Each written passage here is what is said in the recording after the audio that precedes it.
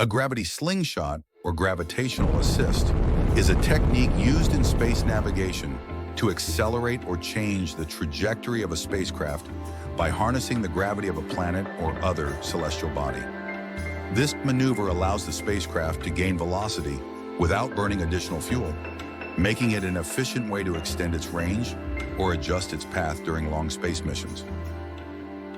In this video, we'll start by explaining the basics of the gravity slingshot effect, followed by the fascinating journey of Cassini's flight to Jupiter, showing how gravitational assists accelerate spacecraft in practice. First, let's use an elastic collision as an analogy. Suppose there are two spheres with significantly different masses. When the small ball hits the large ball and bounces back, the impact on the large ball can be ignored due to the huge difference in mass. The small ball's rebound speed will be the speed of the large ball v1 plus its own initial speed v0. If the large ball is stationary, the small ball's rebound speed remains v0. But if the large ball is moving toward the small ball's rebound speed increases by v1. This applies to head-on collisions.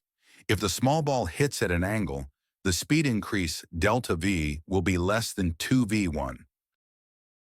Now let's explain the gravitational slingshot effect. Since it follows the principles of conservation of momentum and energy, it works similarly to an elastic collision. Imagine a planet moving in one direction at a speed of v1, while a spacecraft approaches at a speed of v0. The planet's gravity pulls the spacecraft toward it, increasing its speed as it falls into the planet's gravitational well. At the closest point, called periapsis, the spacecraft reaches its maximum speed. The planet's gravity bends the spacecraft's path. As the spacecraft leaves the planet's gravitational influence, it retains the extra velocity gained from the slingshot. Since the spacecraft approaches the planet at an angle, the extra velocity, delta v, gained will be less than twice v1, just like in an elastic collision. After the slingshot, the spacecraft's new trajectory can be calculated using the parallelogram law, allowing scientists to plan its path by adjusting the angle of approach.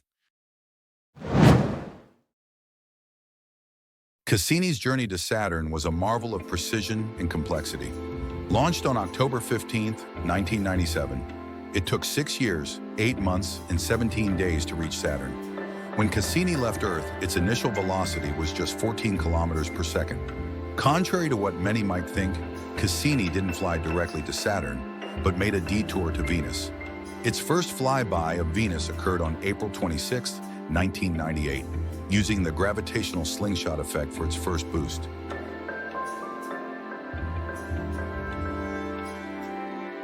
After one orbit around the Sun, Cassini encountered Venus again on June 24, 1999, gaining a second acceleration.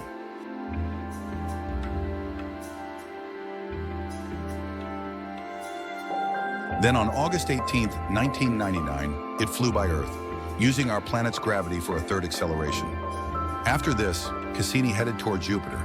The fourth acceleration came from Jupiter's gravity, and on December 30, 2000, with the help of Jupiter's gravitational assist, Cassini finally set course for Saturn, traveling at 35 kilometers per second.